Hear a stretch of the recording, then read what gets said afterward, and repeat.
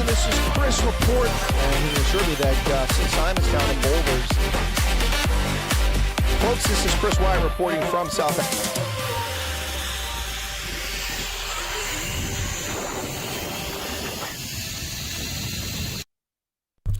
Good evening, folks. For those on the East Coast of the United States, it's drive time as people come home from work at 5:15 in the evening.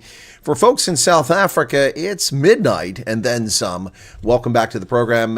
Not done anything on this channel for a few weeks. Been very much absorbed in navel gazing at the events unfolding vis-a-vis U.S. and South Africa's relationship. And I'll be doing some coverage of that here later, shortly, producing a couple videos on South Africa and what has happened today as the government of South Africa has sent a message to the United States, which is not one they should have sent. They're making yet more mistakes here. So we're going to cover that on the other channel here in a little while. But meanwhile, sorry, my collar's driving me nuts there. It's hanging up when it shouldn't be. Meanwhile, I want to talk very briefly about Donald Trump and Volodymyr Zelinsky and what's going on there. So that's what we're here to talk about on this program tonight. Welcome back to the original channel, the one that got it all started. This channel started back in 2006 and censored in 2021 and in the gulag for 2 years, 23 months before it was restored. So welcome back to the program, folks. I didn't advertise this stream, so only a handful of people I expect will show up here, but thank you for being here. Volodymyr Zelinsky, the angry mensch who stepped on his crank and has run out of excuses. So let's get to the conversation I want to talk about here. The Trump administration this afternoon meeting talking about other things going on, not Zelinsky specifically, but very much focused on the sanctions. Well, they're not sanctions, on the tariffs being directed against Canada and Mexico. They're in effect tomorrow, so we'll see what happens. Neither of these countries has met the satisfaction of the President of the United States, and therefore they'll be paying a price for it, and some consumers who buy their goods. So, with just hours until sweeping tariffs were set to take effect against Canada and Mexico, President Trump said there was no chance for either country to strike a last-minute deal to avert the levies. They're all set. He said of 25% tariffs on Mexican and Canadian imports, but only 10% on Chinese goods, which bumps it up to 20% for them, actually. For the Canadian goods, any energy will only be at 10%, so it's not a flat 25%. Meanwhile, Trump has criticized the latest comments from Volodymyr Zelinsky, which shows quite clearly the man has no interest in peace. He's all about war. He's all about his megalomaniac attitude. And I'm going to talk about this as well as the unbalanced media coverage, which is just sickening to say the very least. Trump criticized Zelinsky for saying the end of Ukraine war is still very, very far away. The man doesn't want peace. He wants people to die. That's obvious. Yep. So U.S. President Donald Trump criticized Ukrainian President Volodymyr Zelinsky for saying the end of the war is very, very far away. What are they thinking, he asked on Truth Social. It comes after European leaders suggested at a summit on Sunday that they cannot guarantee peace in Ukraine without U.S. help. Zelensky's trip to the U.K. over the weekend came after a heated exchange with Trump and Vance. Well, only after Zelinsky acted like a fool. So Keir Starmer, the leftist fascist dictator of the United Kingdom, says that it's a test of our times. Yes, I'm sure that's what Adolf Hitler said as the Nazi Party took power in 1933 in Germany, Keir. Now that you've taken power in the UK with an illegitimate mandate and your fascist arrest of British nationals for committing no crimes, simply speaking the truth, I don't really think we care much what you have to say, Keir Starmer. Meanwhile, the European wussy boys and ladies gather around. Look at that, Olaf Scholz in the top left-hand corner, the dead man walking, no longer the leader of the country. I don't know why he's even there. Zelinsky turns to diplomacy in a war with a long way to go. Well, he had his chance at diplomacy over the weekend, and he botched it stepping on his crank. Seriously. Botched it stepping on his crank. After a startling clash with President Trump, who has echoed the Kremlin view of the war, that's actually not true. Donald Trump didn't echo any view. He offered a deal to get the U.S. enmeshed in the economic situation in Ukraine to give us skin in the game, a dog in the fight. U.S. nationals would be mining rare earths with Ukrainians, and the U.S. would get half of the profit from that to pay back the $280 billion plus in loans that Ukraine has got out of the $350 billion that the Biden regime gave them. So they are pretending that they weren't loans, but in fact they were loans. And when I did videos on this over the past 3 years, I was frequently upset that I couldn't really be more angry because I thought we were giving grants, but every time I researched it, often it was a loan. And now the Ukrainians have collective amnesia, and so do the Europeans, claiming that, well, Americans just should be funding this. We should be ashamed of ourselves, having sent $350 billion to a country that's full of fascists, that impresses people with Down syndrome to put them in the battlefront, that simply bans the Russian language, bans the Russian Orthodox Church, and confirms all the suspicions that the Russians had for them. Now, Russia is very much at fault here for invading. It was an illegal invasion. It was wrong. It was horrible. It's brought misery, and Vladimir Putin should pay the consequences for his unlawful invasion. That said, the Zelinsky clown is a grifter and is simply looking for more money from the United States and our taxpayers. We've given more money to Ukraine in 3 years than we've given to Africa in 50. President Zelensky returned to Ukraine on Monday after a whirlwind diplomatic mission that included both humiliation by President Trump and a warm embrace from European wussies. He vowed to use all diplomatic avenues to pursue to end Ukraine's war with Russia, but acknowledged there's a long way to go. Unfortunately, he's a liar. He didn't take all avenues. There was an avenue put in front of him. Ceasefire. Stop shooting. And then come to the table. He doesn't want to come to the table. He doesn't want to stop shooting. There aren't enough Ukrainian men and foolish international volunteers that could die on behalf of this penis piano-playing comedian pretending to be a president. CNN says Trump officials suggested Zelinsky should step aside. Well, I suggested that 2.5 years ago. I'm glad to see somebody's on board. And Putin should also step aside. For days, Trump cabinet officials suggested President Zelinsky might need to step aside. There are 3 major hurdles to holding new elections, officials said. Only 3/4 of Ukraine's polling stations are operable at present, and preparations to get elections to international standards would take 6 months. And deputy head of Ukraine's electoral commission. It wouldn't take 6 months. It won't take 6 months. That's nonsense. Very little positive news coverage of President Trump's interaction with Zelinsky, ignoring the fact that President Trump gave him 39 minutes to prattle on and run his mouth. When he attacked J.D. Vance, Trump stepped in, and then Zelinsky upped the ante and kept talking about things. You see, Zelensky's gotten away with this for years, folks. For years, he goes to wusses, dus, puss, little clowns of European leaders, the likes of Angela Merkel, the Emmanuel Macron, Rishi Sunak, and Keir Starmer, these weak, and Jens Stoltenberg, these weak European leaders. And he goes and he spews this nonsense, and he gets what he wants, like a little kid. We've been attacked, we've been evil, and he just gets what he wants, and people pour more money in, killing more people, destroying more cities, destroying more of Ukraine, turning it into, a dystopian landscape, courtesy of this nonsense. Not one effort ever in 3 years to have a peace discussion, no effort to have a serious ceasefire ever took place until Donald Trump come in office. Donald Trump comes in office, and less than a month after he takes over, he's already forcing Russia to the table, meeting with Putin, asking for him, what do you want to come to the table and have peace. He offers Zelensky a deal which will get the United States skin in the game so that we have a vested interest in Ukraine, because right now we have no vested interest in there whatsoever. And meanwhile, the idiots in the United Kingdom have committed their citizens to paying $3 billion a year to the grifter-in-chief over there for a century. Ukraine is going to get $3 billion plus a year in military assistance from the United Kingdom, a military that can't even fight its way out of a firefight. There's no one left in the British military. They're talking about putting boots on the ground, but only if America backs them up. Yeah, because you can't handle it on your own. Yeah, no, this is terrible. NATO, the last place they should be is on the ground. Afghanistan was a mistake. Libya was a mistake. This is a huge mistake. Stupid people leading the North Atlantic Treaty Organization. Stupid, stupid people. Nigel Farage says, rude Zelinsky should have worn a suit to stop the Trump clash. Well, that's true, but I don't really care about the suit, Nigel. We know that he's an asshat. We care about the ceasefire, which is more important here. The Reform UK leader and Trump allies said the U.S. president was incredibly old-fashioned about people's clothing in Oval Office and suggested this may have fueled Trump's dramatic outbursts. I don't think it had anything to do with that. No, Zelensky just kept being a fool. Lots of times Trump said, yeah, good shoes, great shoes. If you're going in with positive mindset, maybe Zelensky should have thought about that. Yeah. Anyway, it's Nigel Farage, the only positive coverage. The rest of this is absolutely nonsense. Here is a completely unbalanced, captured, state propagandist, British Broadcasting Corporation nonsense. There is not one person here that actually has a balanced view. This is all anti-Trump.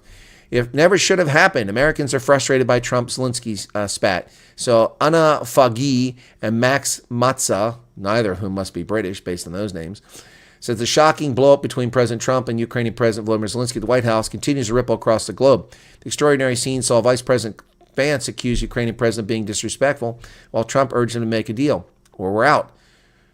World leaders and elected officials in the U.S. have had much to say about the tense exchange, but so do American voters, and we've asked 5 people what they think, and not one of these people believes that Trump was right. Virtually everyone I know thinks Trump was right. This is what we call propaganda, not journalism. Christopher Kerry, a Republican in South Carolina, lines himself with Trump, but he was frustrated by the Oval Office spat and wants the U.S. to continue to back Ukraine. All right, that's Ukraine 1. America 0. Kat O'Brien, a 37 Democrat, has repeatedly voted against Trump and said she was ashamed to call herself an American in the wake of the meeting. Well, Kat O'Brien, we can happily send you to Mexico. Would you like to go to Mexico? you can foot sec and get the hell out of the country if you're ashamed to be American. What do you think we suffer through with a diaper-wearing moron who couldn't walk up a flight of stairs and broke the Constitution on a daily basis? Joe Biden, someone you voted for. John Carroll, an independent New Jersey voter, is backed both Republicans and Democrats, but was disgusted by how Trump and Vance handled themselves in the Oval Office. Oh yeah, this is very balanced news reporting from the British Broadcasting Bullshit Corporation. Ali Rastatelli, 21 Republican, the Indian Republican, wants to help Ukraine, but thinks there should be a limit to U.S. generosity to ensure Americans are taken care of. So she wants to help Ukraine. Well, that's 1, 2, 3, 4. And Ryan Rodriguez, a Democrat from California, this California voter, is taken aback by the arrogant stance of Trump and Vance against Zelinsky. Not even a pretense of balance in this bullshit propaganda article from the British Bullshit Corporation. Look at that. Not even a remote, not even a hint of objectivity. Pure, unadulterated bullshit propaganda from the British Broadcasting propaganda outlet. Unbelievable. And UK citizens fund this garbage. This is horrific. Not even after the Americans are upset. Yeah, well, the 5 you found were. I can find 40 or 80 million that disagree with you. And of course, the Atlantic, the leftist mouthpiece of radical, anti-American, anti-Christian, anti-white, anti-equality, anti-constitutional Atlantic toilet paper of a magazine, says it was an ambush, one of the grimmest days in the history of American diplomacy. Actually, one of the brightest days in American diplomacy. For once, American diplomats weren't steamrolled. American leaders were not steamrolled by scumbags coming to our country demanding money, and then they just roll over like puppies and give it to them for a pat on the belly. For once, we told a grifter to take the road, to hit the high road. And in the AP, this is what they had to say, the Associated Press, what they said, Trump and Zelinsky and Vance's heated argument in the Oval Office. Yes, the argument in the Oval Office was broadcast globally. It led to the rest of Zelensky's White House visit being canceled and called into question how much the U.S. will still support Ukraine in its defense against the Russian invasion. So here's a transcript right there. So this is actual news reporting here. News reporting. There's no op-ed. Congratulations to the AP. This is objective so far. Yep, there you go. Adriana Gomez-Licon. Well, that's well done, Adriana. That's actual news reporting, something we rarely see, even from the Associated Press. Here's Jonah Goldberg proving what a rhino, fake Republican conservative Jonah Goldberg is. Not a surprise. Dishonor and incompetence in the Oval Office, a 50-minute debacle of Trumpist foreign policy. So I was well underway with the G-file when my phone started blowing up. No, not in a Hezbollah pager way, with texts from the Oval Office between Donald Trump and Zelinsky. Yeah, okay. I said I went and watched the entire 50-minute question and answer session on C-SPAN, not just a few minutes of which things got heated. I highly recommend watching the whole thing, as excruciating as it was. Well, it was excruciating to watch Volodymyr Zelensky whine and piss and moan and once again renege. 3 times he was offered a deal. 3 times he promised to sign the deal. 3 times he declined because he wants the camera to act the fool to get sympathy for Ukraine. Well, the sympathy meter has expired. We're no longer playing the sympathy game for Ukraine. And the little clowns who run around, including some of my blood relatives who jumped on the bandwagon of Ukraine, Ukraine, Ukraine at the start, and then ostracized people who said, wait a second, this isn't exactly a good actor here. Russia's wrong. Russia should leave. They should be punished. But Ukraine is not innocent in this. Those of us who said that were ostracized because we weren't pro-Ukraine. We didn't put little blue and maize-colored flags on our cheeks and fly them from our houses. And these wusses in France, I go there a year and a half after the invasion, they're still flying Ukraine flags as if the cities of France are part of the Ukraine. All these flags disappeared in the past year. None of these people that cared so much about the Ukraine were waving little Ukraine flags. They weren't demonstrating for Ukraine.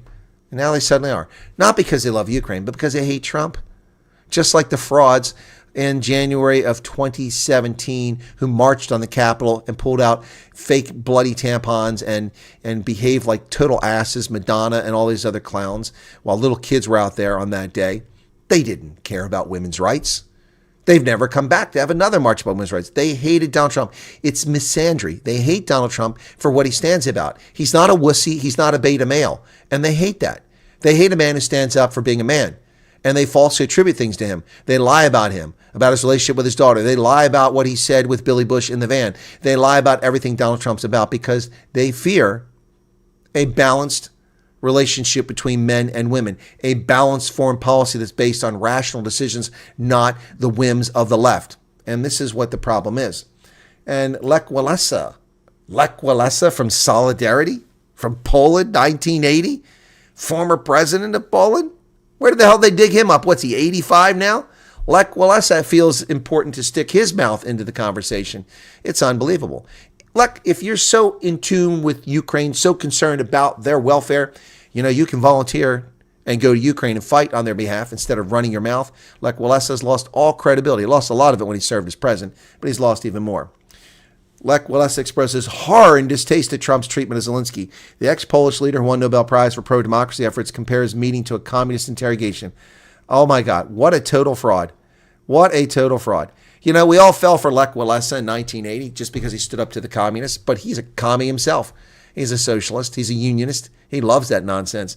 Lech Walesa should shut up and enjoy his retirement because we really don't want to hear what he has to say. Yes, and now he's saying he wants to deal again. Volodymyr Zelinsky wants a deal. Well, no deal. Sorry, this isn't Monty Hall. This isn't Let's Make a Deal.